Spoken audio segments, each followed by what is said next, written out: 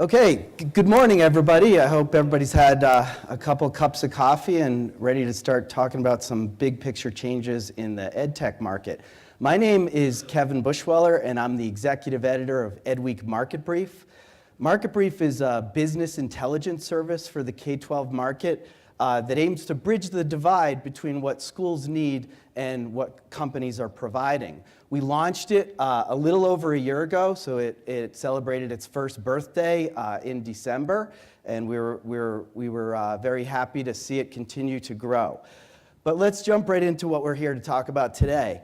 Just this morning, we released some groundbreaking research, and it's now featured on marketbrief.edweek.org and on edweek.org, about how 4 big tech giants are reshaping the EdTech landscape. So let's dig right into it. Holly Yettick, who's sitting right to my right, the Education Week Research Center Director, will give a quick overview of the research, and then we will jump into a conversation about the findings and their implications with an education market expert and 2 district CTOs. So let's let it roll, Holly.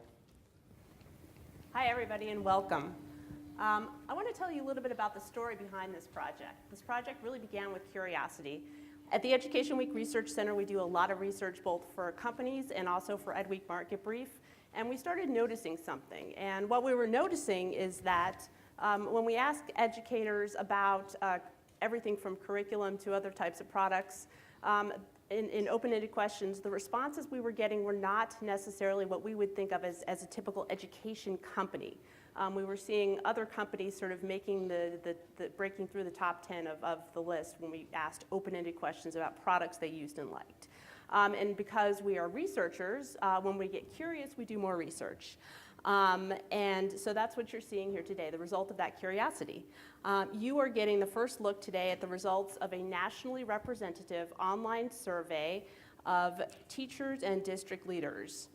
So we have about 1,000 total people, about 500 teachers, about 500 district leaders. And this survey is hot off the press. We administered it in March and April of 2017, this online survey.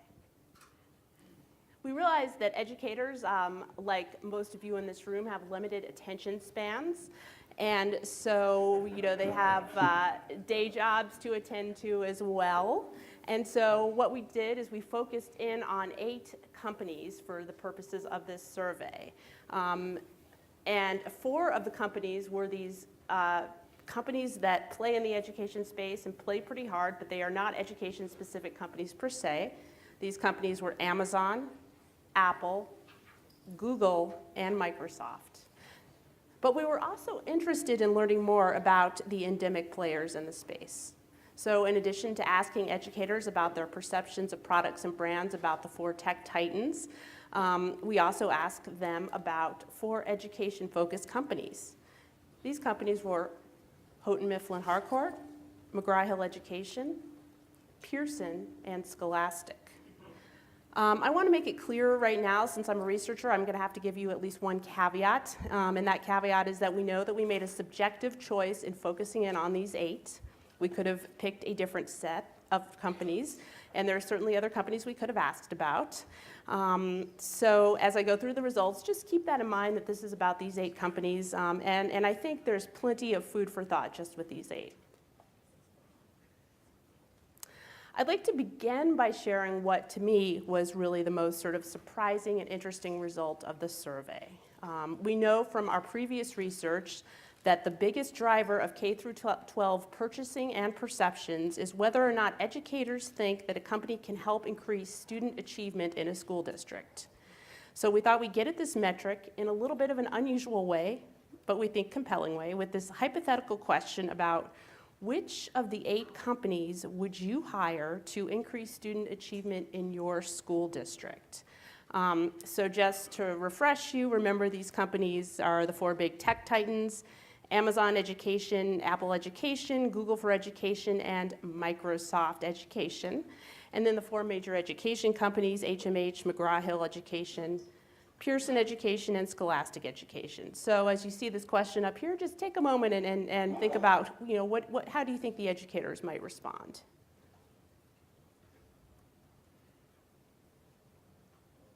Overwhelmingly, the top choice was Google for education. Given the opportunity to hire one of these 8 companies to improve student achievement in their school districts, more than half of educators, in fact, would select Google for education. So more than half.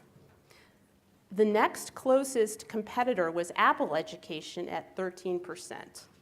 So this was a pretty big difference. Number 3 was Scholastic Education at 9%. So, some pretty big differences here with the 2 tech giants, and one in particular, Google, really dominating the more education-focused companies. I should probably also note here that we did not see big differences in the perceptions of teachers versus district leaders. Most of them would have hired Google. We didn't just ask educators who they would hire to improve student achievement in their school district. We asked them why. So here you see a chart showing why educators would hire Google versus why they would hire a company other than Google. The top reason why they would hire Google, its products are perceived as easy to use. By contrast, the top reason why they would hire a company other than Google is that the company is viewed as an established provider that produces known products. Now, that's also an important reason why they would hire Google. In fact, it's the number 2 reason. But where Google really shines is on that ease of use metric. You might also notice that Google is perceived as a lot more innovative than the other companies. 18% of educators would hire Google to improve achievement because they think the company is innovative. Compare that to 5% who would hire the other companies. Google is also killing it on affordability. So, in a nutshell, educators would hire Google to improve student achievement in their school district because the company is seen as producing products that are easy to use, innovative, and affordable. So far, we've been talking about general perceptions of overall companies and their brands. But when it comes to specific products, the Google story really has 2 parts. There's the hardware story, and then there's the cloud-based software story. On the hardware side, we asked about devices. So here we see educators putting their money where their mouths are and reporting that Chromebooks are most likely to be the devices that are used most frequently for instructional purposes in US classrooms. 42% of educators said that Chromebooks were their most frequently used digital device, as compared to 15% for the number 2 choice, which was PC laptops. On the software side, Google's G Suite and Classroom are the most frequently used productivity tools for 68% of educators, with 17% going to Microsoft Office 365 and/or Microsoft Classroom. So while Google is dominating both of these categories, its productivity tools are appearing to be more dominant than its hardware. When you delve a little bit more deeply into the Chromebook story, you also see that you see sort of a little bit of some interesting wrinkles. You see that Google is not, even though Google is dominating with the Chromebooks in the device market, they're not necessarily hitting it out of the ballpark when it comes to perceptions. So yes, Chromebooks are the devices that are most frequently used for instructional purposes. But when you ask frequent users of each device what they actually think of those devices, Google is only the clear winner on one of the 15 metrics that we asked about, and that metric is affordability. On other key metrics, like supporting higher student achievement, there really is no key win. There is really no clear winner. And even when it comes to ease of use, which is one of the sort of big, often touted benefits of Chromebooks, Chromebooks are perceived as about as easy to use as iPads. Now, on one very key metric, which is the ability to boost student engagement, which we know is sort of 1A next to the student achievement metric for educators. iPads actually are out front. More than 80% of users say that iPads help boost student engagement, as compared to 64% of Chromebook users. So if affordability is really Chromebook's chief advantage in the eyes of educators, it may be vulnerable to other players in the market as they decrease their own prices to compete with Chromebooks. With productivity tools, we see a very different story. Here, not only are G Suite and Classroom used by more educators, but they are perceived as better products than Office 365/Classroom. And that is the case across each of the 15 metrics we asked about on the survey. So here on this chart, you can see Google in orange, and you see Microsoft in blue. One interesting aside is that neither of these products are perceived as particularly private and secure. So that's something to keep an eye on as time progresses. So what's next? Where does this all leave us? Is Google a flash in the pan? Is it a one-hit wonder? Technology markets move fast, as evidenced by Chromebook's rapid ascendance to dominance in US classrooms. But if survey results are to be believed, the company's presence in the education market will continue to grow. So in this survey, we saw fully 90% of district leaders predicting that their investment in Chromebooks will grow over the next 2 years. By contrast, about a third of administrators expect that their district's investment in iPads will grow over the next 2 years. Along these same lines, more than 3/4 of teachers and administrators expect to use Chromebooks and Google tools more or a lot more over the next 5 years in the classroom. In comparison, just under half expect iPad and Apple app use to grow during that period. So that's it for my presentation, but before the panel discussion begins, I just want to let you know that what you've seen here is really just the tip of the iceberg in terms of this research. In the coming months, we will be rolling out more detailed results in EdWeek Market Brief, and here's some of what you can expect. We want to delve more deeply into administrators' purchasing experiences with these 8 companies.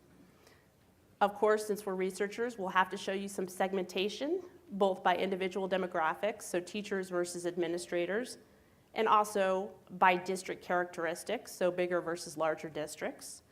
And we're also going to have some additional analyses, including net promoter scores for each of the companies and other assessments of brand loyalty.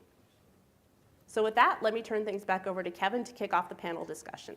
Okay, and I just wanted to add one more thing. Market Brief senior editor Sean Cavanaugh also wrote a story that digged into more of the nuances behind this research. That story, it was published this morning on EdWeek Market Brief and also on edweek.org. It gets into a little bit more of the twists and turns about what's going on with how these companies are working in K-12. But let's jump right into the discussion.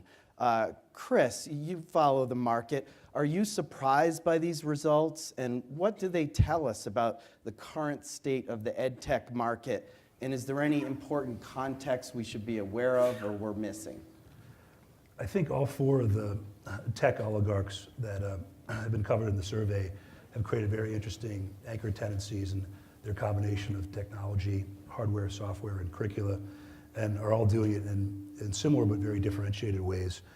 Their ascension, in my view, has a lot to do with pricing and loss leader strategies to get good, strong tools and applications and curriculum with the best functionality and utility and cost as it relates to the hardware and software into classrooms and into teachers' mind's eye view as the leader. I think Google, I'm not surprised by the survey, has had an unnatural disadvantage in that one of the metrics we're talking about here is ease of use, and their dominance as a search engine, which in fact has made a lot of teachers' lives much easier in terms of the average 12 hours a week that teachers spend curating curriculum and programs for their courseware and instruction. They, I think, have brand affinity at an earlier stage than some of these others have, and that's very meaningful. Brands are extraordinarily important. We'll talk about that in a bit. I also think it's interesting that much of the rise of personalized learning and the ascension of the hardware implementations and software attendant to it from these 4 companies has come to the detriment of some of the publishing oligarchs' market share. And at the same time, you've had close to $1 billion of product flow through some of the corollaries and competitors to Teachers Pay Teachers, companies like TES, TeachWise, and Share My Lesson. And I think that speaks to the importance of teachers having to have a high level of trust and a high degree of respect for the brand and what they represent. And that's I think, a driver here. Keith, what strikes you about these results as far as their implications for schools? Well, I'm going to agree with, first of all, Chris and with the research study about the loss leader and the Google market share, because it seems like with our day and age of funding at both the federal and the state level, school districts are struggling to try to find a way to get devices in the hands of kids. And I think that's what happened. Google really targeted the market on a low price point and made that happen. Where on Apple, the other side, they actually have an educational ecosystem built in that will actually help transform classroom learning. So I think what has happened is school districts look for a cheap way instead of really looking at pedagogy and how they want to really transform learning in the classroom. I'm amazed when I go to conferences, I'm consistently talking to people, and what comes up is that price point all the time. We're going to implement devices because they're cheap, not because of pedagogy or what we want to transform in the classroom. And Keith, how about you? Does your district use mostly Chromebooks or iPads or? Well, I'm Tom. I'm sorry, Tom. I can answer for you. He will answer. I will. Go answer together. Yeah. We do have a one-to-one. It is a Chromebook device that we're using now. But to Keith's point, Google, Apple, these companies aren't going to change education if we're focused on the bright, shiny object. I can teach how to use the app, how to download things, how to interact, but unless I get to the how is reading enhanced, how are the challenges I'm dealing with equity, kids in poverty, the diversity that we have in our community, if I can't focus on those and the interaction between teacher, learner, and content, I'm never going to get to something that transforms education. I'm just going to get to something that makes it bright, shiny, or more expensive to do the same thing. Well, that raises an interesting question, because in Sean Kavanaugh's piece, someone is quoted as saying, what these companies are doing is not innovation with a capital I. It's innovation with a lowercase I. How would you respond to that, all 3 of you? Do you think what they're doing is transformational for schools, or is it just making them more efficient at what they currently do? It can be transformational for schools, but it's only transformational when you solve the problem that the schools are facing. And the problem isn't implementing new technology. The problem is working with the challenges that community faces with academic achievement. I don't know if it's really innovation. It's really more of the norm now for devices to be in school districts and for kids to have these in their learning, because if they're growing up with these devices at home, it's up to us as educators to have these in our systems. I think in some ways, particularly in the case of Apple and Microsoft, they're ahead of their time in terms of the innovation, and the implementation and access to that innovation isn't where teachers, administrators, and the mean of schools are currently. And I think in some of the Microsoft announcements the past couple of weeks with their 10S operating system and some of the new things they're doing, they are planting the seeds for that next wave of innovation to be ahead, like Google was with search, and it starts with things like security and some of the innovations around augmented reality and virtual reality, the Halo lens elements to some of their hardware extensions. So really being mindful of what is the right balance of what schools want and need, with a very teacher-centric approach to every decision you make has got to drive all these companies' strategies. Now, how do you think that fits with our findings that such a large percentage of educators think Google is the company that's going to help them improve student achievement, and that it's rated high on innovation too? Well, if you go to our help desk and we get a call and we ask them what their operating system is, they really don't know. So Google has, as well as Apple and the other companies, have good name recognition. So when you ask a question about technology, that's what's going to come out. That doesn't mean that people are thinking, teachers are thinking, how am I going to improve teaching and learning in that environment. It helps facilitate the teaching and learning, but it's not, I don't think the question necessarily gets to how am I going to get academic achievement higher in my district because of these tools. I think those results show that because of the loss leader, the price point of Google has been out there, it's saturated the market, where, you know, in our district, what we did, we partook in a strategized pilot process where we gave the teachers, teachers put in for pilot proposals, and they were the ones to determine which device was to be best used in the classroom. They looked at a lot of different strategies, you know, our mission, vision, and goals of the district, what they're trying to do in the classroom, and at the end of the day, it was the iPad because of the educational ecosystem. Now, with that said, it doesn't mean that another product will come out that will be better than what we're using right now, or it could be a Chromebook if they improve some of their platform for education, but at least we planted the seed in our district where our students and teachers are using the devices, where it'd be an easy transition to something else if we needed to. Now, given the differences in the various devices and platforms offered by these big companies, how important is it for you to collaborate with your chief academic officers, and how often does that happen? And can you tell us a little bit about how that works too? Maybe start with Tom. Well, I think we still see with our school districts this divide between the chief academic officer and the chief technology officer. With the chief academic officer saying it's not about the device, it's about teaching and learning. And then we have our CIOs that are teaching application basics, you know, Google 101, or how to use different software. So we really need to start looking at not teaching about the application, but teaching how does this help our kids get to a depth of knowledge in the content they're trying to work with. Education is a people-driven, 80% or more of budgets in public schools are going to be salaries for teachers. And we can put the greatest system in the world in poorly and have it fail, and we've seen that. So it's really not about the tool, but how do we change teacher practice, administrator practice, and understanding. And if we talk about this and people don't have the hands-on experience of using it to know how they would change the way they do their work, then we're going to be always stuck with just implementing the thing instead of transforming the system. And, go ahead. There is a divide, as Tom mentioned, between academics and technology.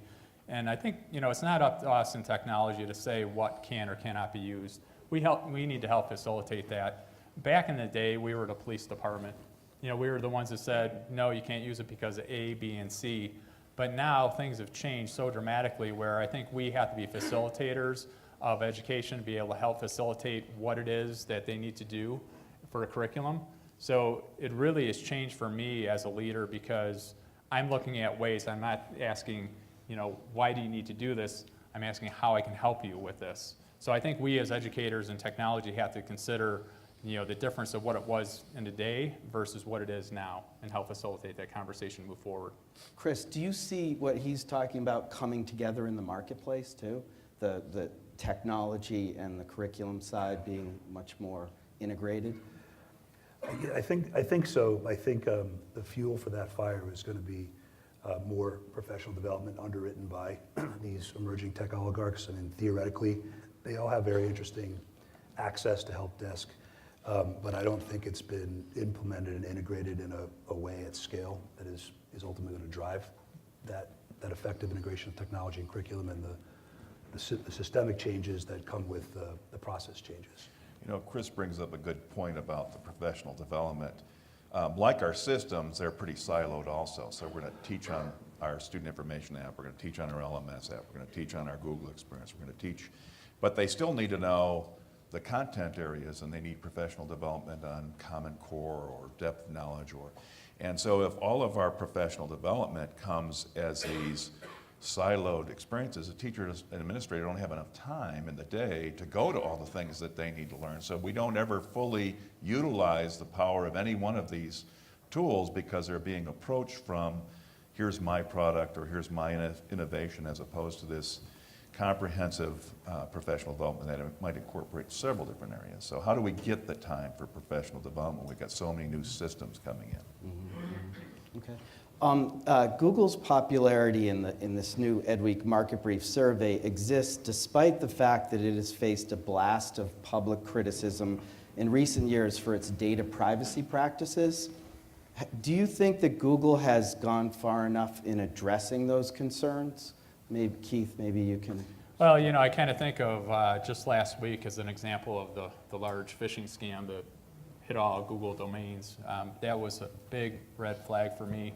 You know, thinking about, you know, the metadata that they may be mining and what other access people may have to different parts of the systems. You know, obviously there were some issues there, and I think a lot of people, you know, looked at this as, you know, we may need to look at some other systems for security, because I'm not so sure that Google or any company has everything secured the way they need it to be right now. So that was really a red flag for me. And you know, you always hear about the metadata being mined, and you know, is that really happening? I question that in the back of my head. Is it really happening?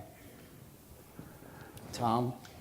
Well, this is a huge issue for us, and we haven't really talked about the other, besides a low price point and their productivity suite, this cloud-based culture is really changing the way we have to think about our application. I still have people that are very device-centric, but this environment that we work in within the cloud is a change. And I think some of our other companies, the legacy kind of companies, have a hard time making that pivot, where Google was able to come in and leverage that and be able to show why that was effective for us.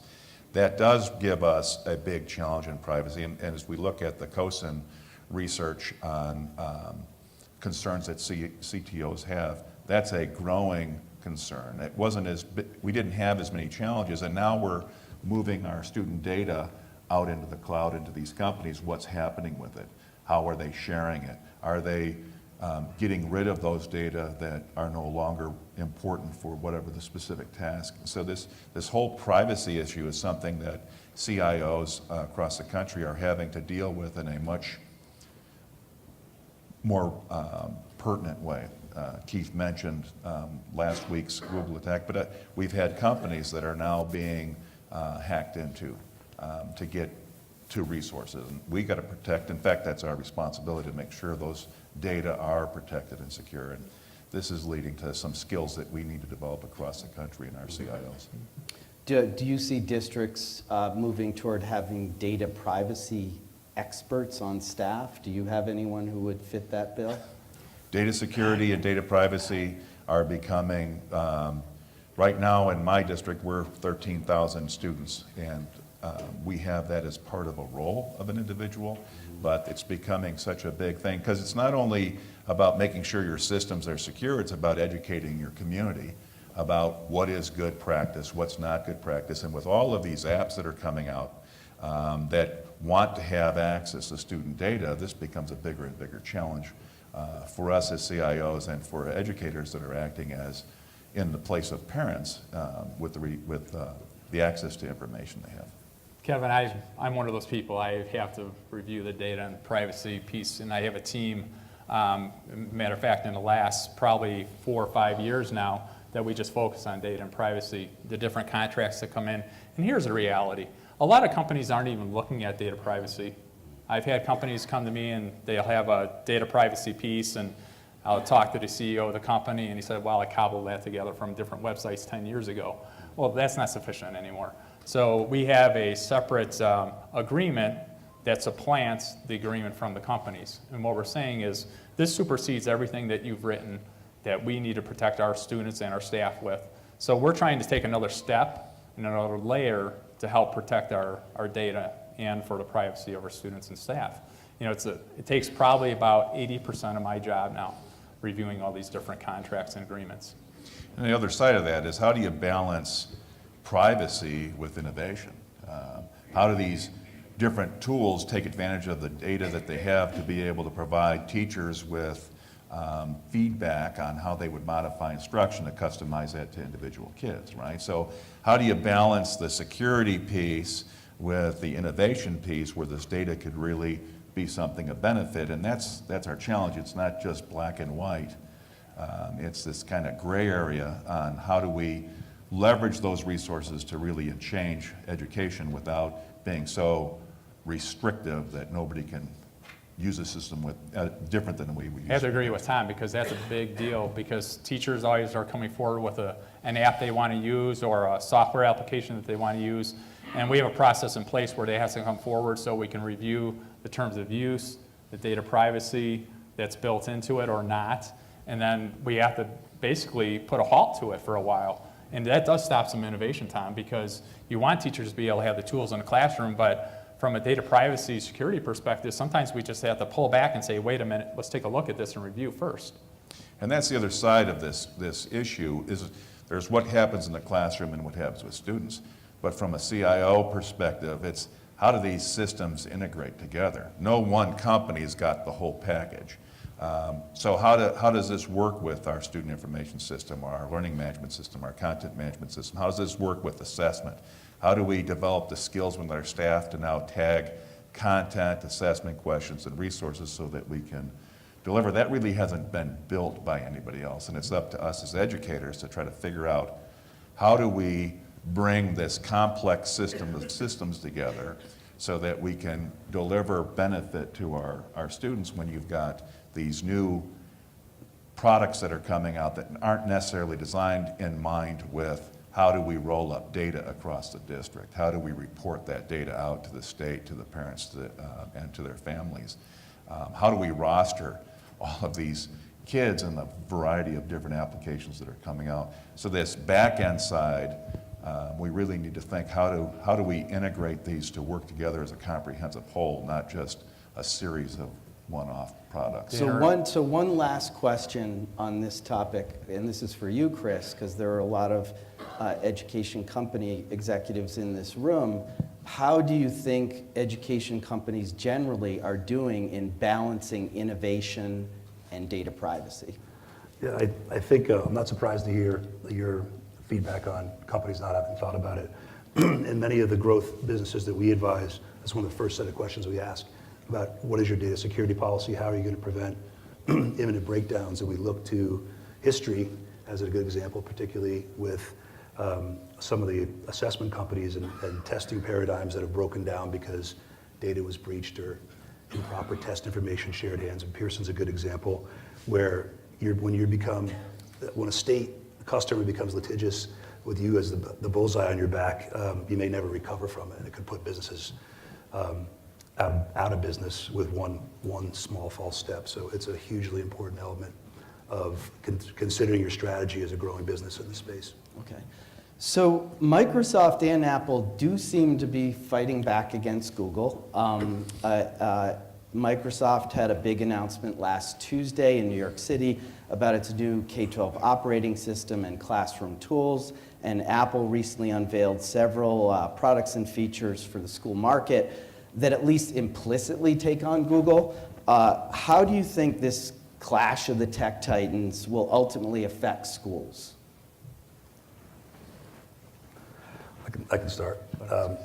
Look, I think that they all have foundational qualities that could allow them to be the next publishing oligarchs equivalency. And I think that the transitions you've seen with leaders like McGraw-Hill away from a publishing paradigm to a data and analytics business, and the struggles that we've seen Pearson and HMH have in the recent past, there's a lot of lessons to be learned there, and there's a lot of displacement risk that can affect those traditional publishers. And in fact, I mean, rumor or no rumor, if Pearson's K-12 curriculum business goes on the block, I think the four companies that we're talking about here, the tech titans, are likely acquirers for them because they can take that brand affinity, they can take that instructional design and pedagogical expertise and transform the way that they now need to focus on monetizing the content, the professional development, the assessment, and the student outcomes in new and meaningful ways off the backs of the embedded software and hardware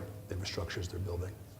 With technology changing so rapidly, I think we have to consistently look at different, platforms. Chris said, about pedagogy and what teachers are doing in the classroom. I think as we continue to move forward, it's just constantly looking at what the platform is, if it's Microsoft, if it's Apple, if it's Google. seeing what benefit there is and actually getting the teachers involved in that discussion. It's just not us as leaders in our districts, it's really from the ground up having teachers vested in that conversation.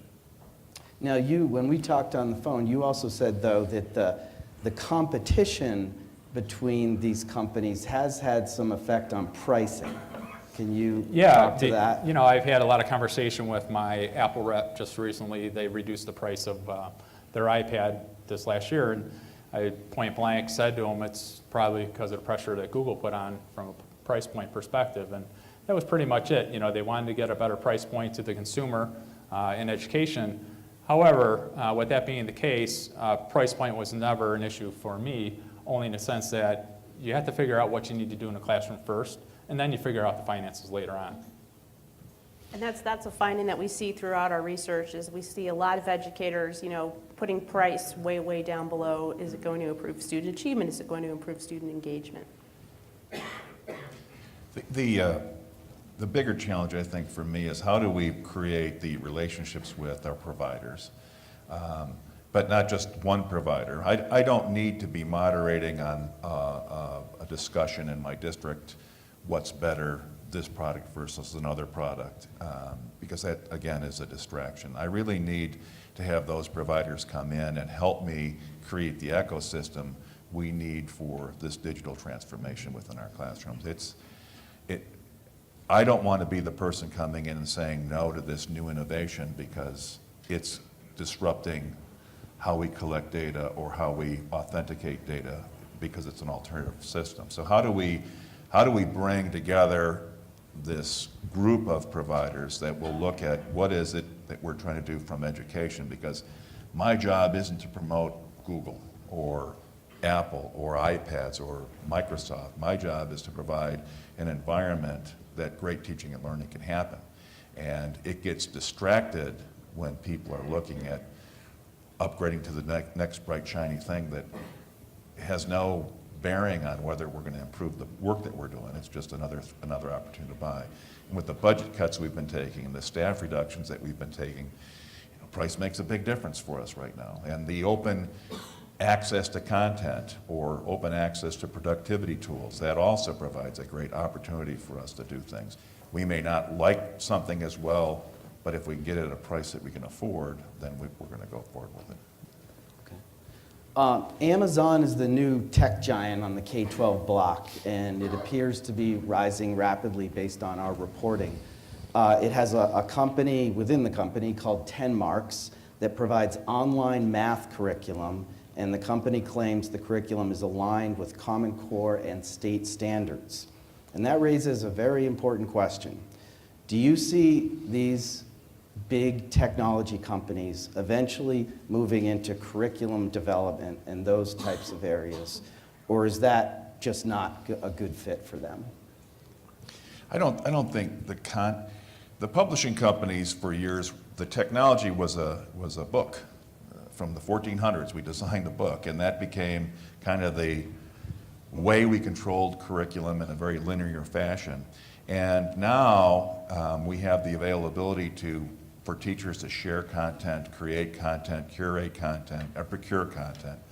And that's going to change how we look at it. Algebra 1 is still Algebra 1. There's not this Algebra 1 book is better than this other Algebra 1 book. In fact, we're not even looking at book as a theme anymore. We're looking at modules that deal with kids that have second language learning, or their AP kids, or their reading levels are lower. So we need a variety of content that we can choose from. So content isn't going to be the driver in my mind anymore.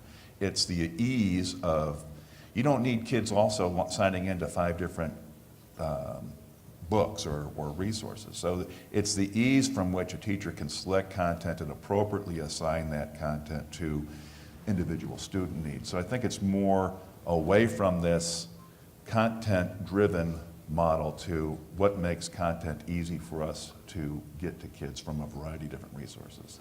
Yeah, I have to agree with Tom, because it's at the high school level, teachers are taking a variety of resources and pulling those together to use for their curriculum. It's not just one piece that they're using, chapters 1 through 10 or whatever it is. So I think from a high school perspective, They're curating the content, they're putting the content together themselves and pulling it from different areas, whether it be Discovery streaming or YouTube videos.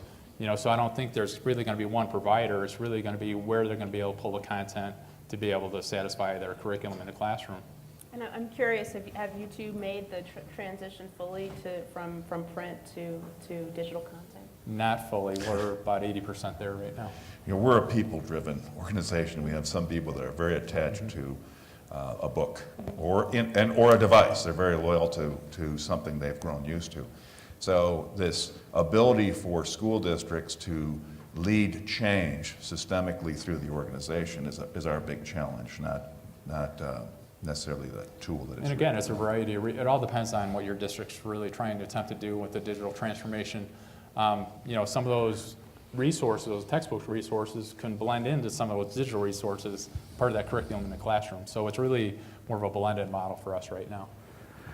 I disagree a little bit in terms of the emphasis that you're not putting on price, and I think price is enormously significant, not just in the high school basal market, but also in the college textbook marketplace. And you have to look at the newcomer technology platform strategies for Amazon.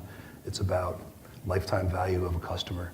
And if they can justify paying $2 billion for a curriculum business that they can give away, curate at a low cost, or be the lowest cost provider, and earlier than what they're trying already to do in the college marketplace, where you're trying to put $350 print textbooks down to $100 digital courseware equivalent, they're driven by not the ISBN and content sales or number of books sold. They're driven by, how do I have that student for life as a prime customer? So I think, and there's similar corollaries to the others in that group. It's important to, as we watch and observe these companies emerge, think about what is their ultimate goal. And it's fortunately for them not about selling the number of textbooks. It's about capturing the hearts and minds of those customers for different purposes for the long term. But I think the big piece there, Chris, is really the interoperability piece, and how do you roster those kids when using those books and getting the access to those resources?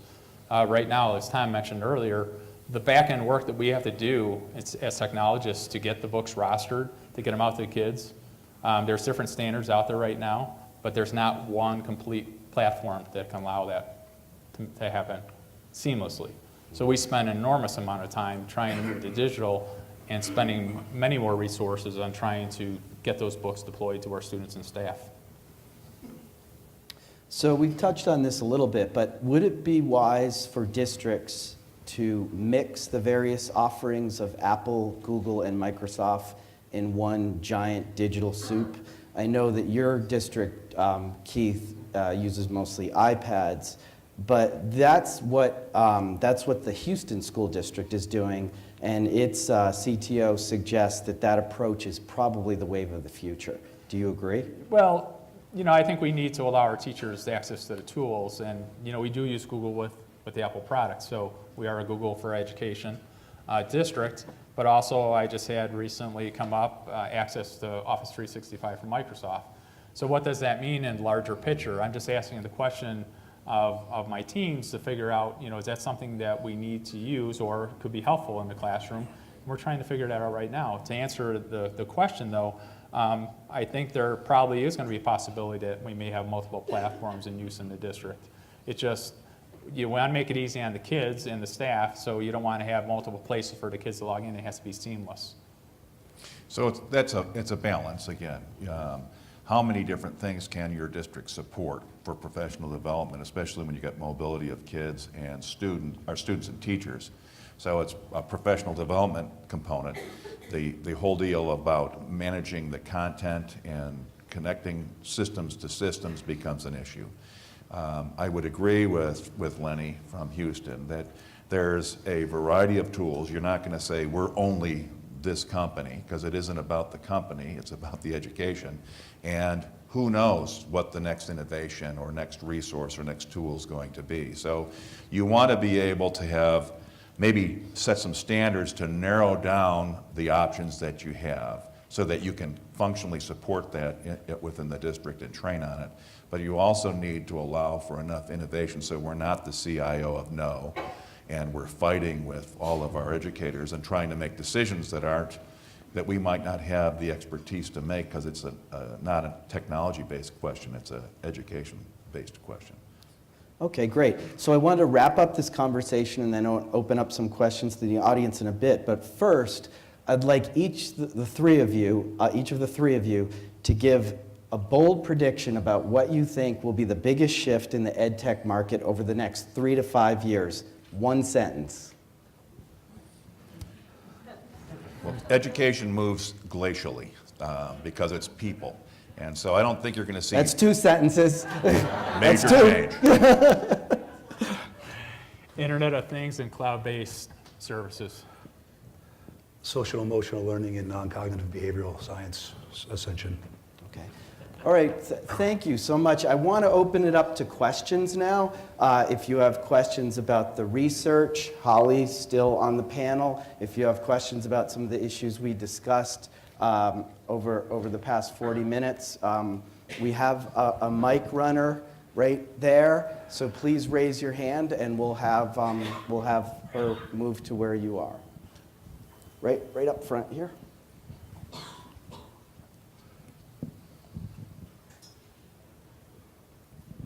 Carson Walker, Alpine School District. How do you guys see certifications and MOS testing and credentials playing into the technology you choose? Talking about training on the application itself. For students and teachers, how do you see, like Alpines, we're a big MOS testing district with Pearson and Certified. I think they're becoming increasingly important qualifiers for contextual skills for not just college students going into the workforce, but for high school students as well. And a lot of the research that we've done in the past year has been on the service economy, where children may not be going to college or directly into the workforce, and allowing creating a system to have effective tagging of contextual skills that are going to be in service of a service industry are hugely important. I think there's going to be dramatic growth around them in high schools. Competency-based learning models too, which are sort of stutter stepping in higher ed, are starting to get legs in high school markets. It impacts MOS or Google, Microsoft. Keith, did you want to weigh in on that too? No, I think, what Chris said, it's really going to be part of the process, to get this certification going with our staff for competency. Tom mentioned professional development is an issue, and where do we find the time? But I think we have to find the time to fit those things in. There's so much pressure on different technologies being used and different things that are coming to education. It's changed dramatically. Teachers don't have the time, but we have to find the time to fit that in somewhere.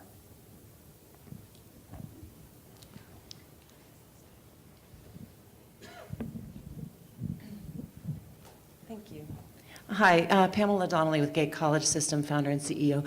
I have a question. You're talking about the college admissions process, and we're talking about implementation in the high schools. I'm curious to hear, especially from Tom and Keith, what do you feel are the high school's responsibilities, if any, toward solving this 400-to-1 ratio of college counselors to students, including things like test prep, helping them through the admissions process, essays, all of that. Is this really something that should be outsourced, or do you see that potentially as something hubbing inside the school with some of these solutions? Well, part of it is changing our perceptions and how we process counseling with students, or recommendations with students, or feedback with students, and we're still kind of stuck in an older-based model. So I think there's some ways for us to automate some processes. There may be some ways for us to outsource, although I guess you'd have to look at what the deliverables and that scope of work would be for the kids, because you still have to maintain some accountability on it. But I think our whole central office function needs to be looked at, because we're asking schools to make dramatic changes, but central office is pretty much staying the same, which I would include some of our support students services for kids. How do we support ELL kids? How do we support special education kids? There's got to be ways we can automate some of those processes. So we have to wrap up this conversation now. I want to encourage you to please, if you want to dig deeper into the research and also Sean Kavanaugh's story, please go to marketbrief.edweek.org or even the homepage of edweek.org today. That research, as I said earlier, was released this morning. We are going to be doing additional takes on it in Market Brief. And thank you very much for joining us for this conversation, and thank you very much to the panel. Good.